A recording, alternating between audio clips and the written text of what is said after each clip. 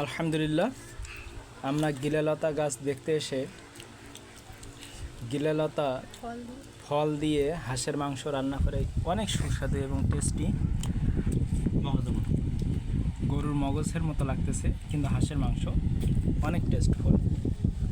আপনারা আসবেন এবং খুব আন্তরিকতা, এই যে আপুরে আছে,